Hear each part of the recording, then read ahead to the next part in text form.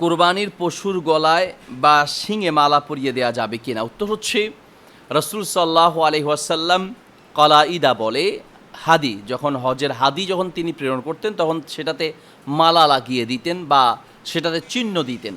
তো এটাকে কেন্দ্র করে ওলামায়ে কেরামের দুটি পক্ষ, এক পক্ষের ওলামায়ে কেরাম বলেন যে রাসূল সাল্লাল্লাহু আলাইহি ওয়াসাল্লাম যেহেতু একটু সাজিয়ে দিতেন, মালা পরাতেন, আয়েশা রাদিয়াল্লাহু তাআলা আনহা বলেন যে আমি মালা তৈরি করে দিতাম।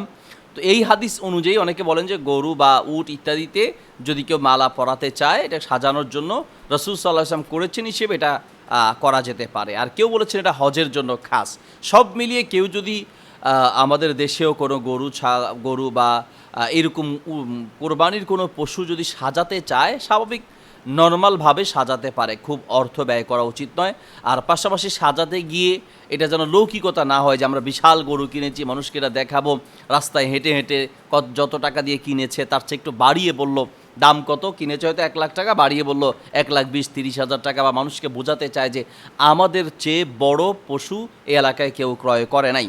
এইরকম যদি হয় তাহলে তার কোরবানি পুরোটাই নষ্ট হয়ে যাবে। কারণ আল্লাহ সুবহানাহু ওয়া তাআলা বলেছেন, লা ইয়ানালাল্লাহু লুহুমুহা ওয়ালা দিমাউহা ওয়ালাকিন ইয়ানালুহুত তাকওয়া মিনকুম, যে তোমাদের পক্ষ থেকে কোনো কোরবানির গোশত, রক্ত কোনো কিছুই পৌঁছাবে না, বরং আল্লাহর কাছে তোমাদের তাকওয়া পৌঁছাবে। কাজেই সাজাতে গিয়ে যদি এরকম লৌকিকতা চলে